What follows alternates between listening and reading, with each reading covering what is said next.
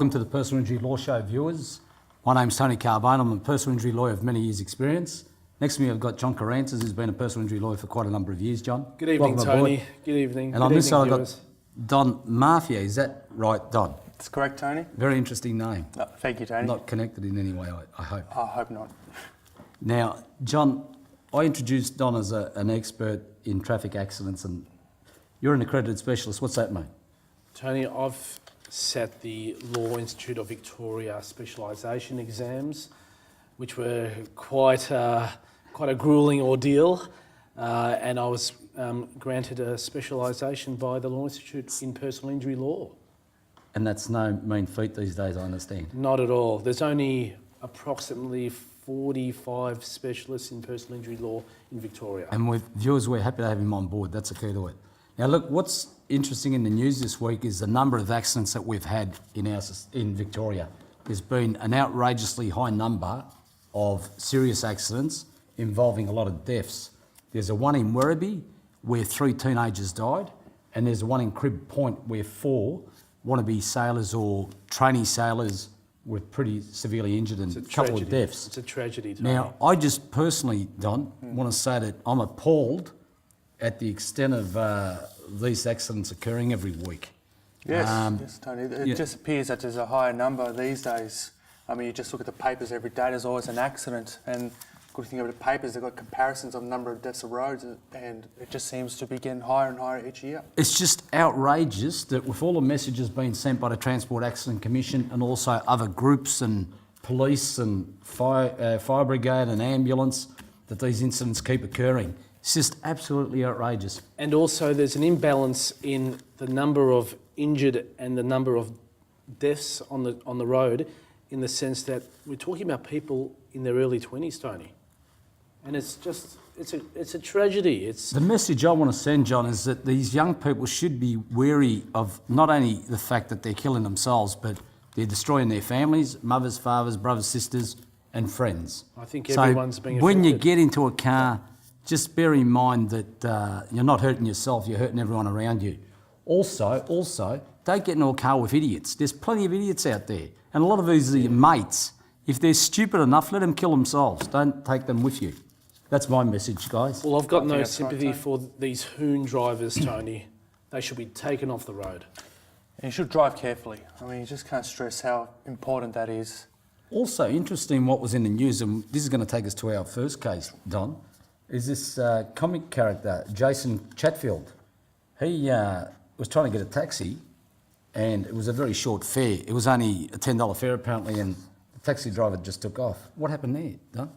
Well, I think he went to catch a taxi. I think he's the new Ginger Meg's cartoonist.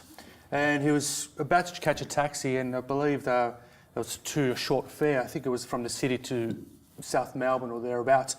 Anyway, the taxi took off and his hand was caught in the door. So he's had his hand in the door or inside the doorway. He was dragged along for 15 metres. Yes. And, you know, the images, if you have a look at him, he's got his neck in a brace. That's right. He's very lucky not to sustain significant injuries. Closed head injury and some bruising, appears a shoulder injury as well. Sounds pretty serious there, John, Tony. what happened to the taxi cab principle where they accept you no matter where you go? First come, first serve. Not in this case, not in Victoria this day of age. But anyway, that's another whole topic. And Don, he's got rights, this fellow, hasn't he? Well, that's right. In Victoria, if you're injured in a transport accident, first of all, you must lodge a claim with the TAC. How long have you got to do that, though? 12 months from the date of the accident. There is a further 2 years to lodge a claim, but you must provide reasons, and it's a TAC's discretion. And you've got to report it to the police? Report it to the police, and obviously if you haven't gone to hospital, you've got to report it to your doctor as well. John, if you're outside 3 years, because there's discretion on the TAC, you've got no rights. You're in big trouble. You've got no recourse there, Tony. And you can't extend, you can't do any of that, can you?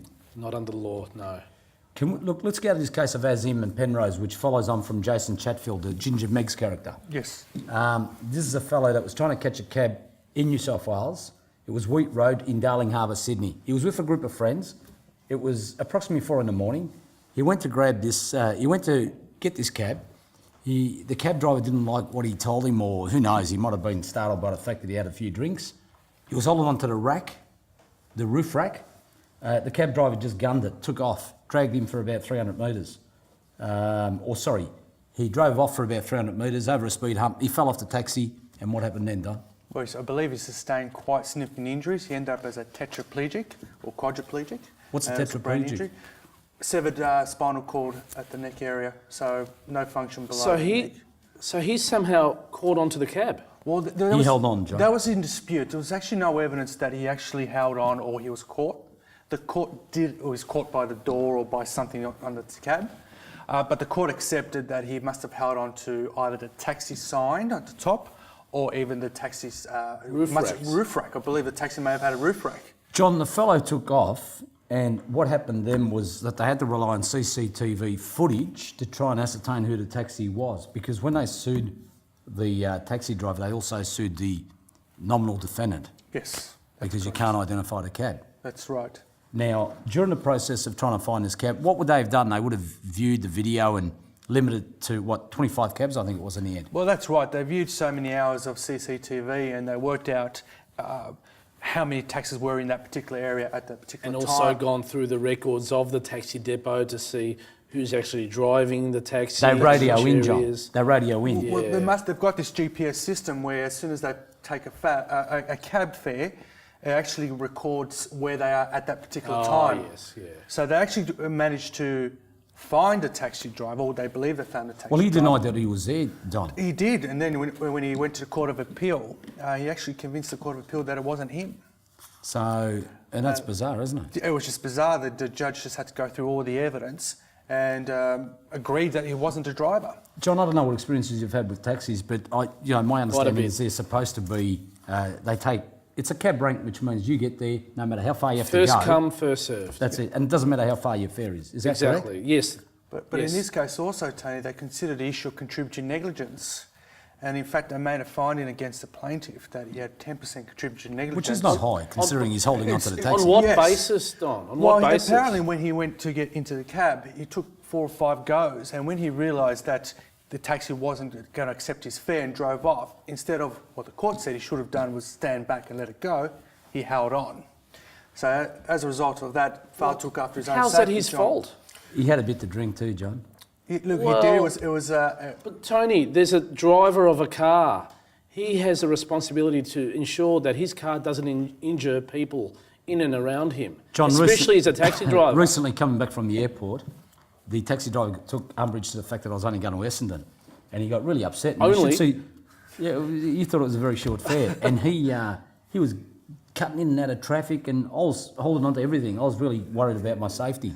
So it's becoming a bit I would of an have issue. thought the duty on the taxi driver is actually higher to their passengers to ensure safety, Tony. at the Yeah, I same think that's time, right. John, there's a duty to We look have after to go your to own a sponsors. safety. Guys, we have to go to a sponsors break. Viewers, don't go away. Please stay tuned. It's a very interesting topic of traffic accidents. We'll be back shortly. Thank you.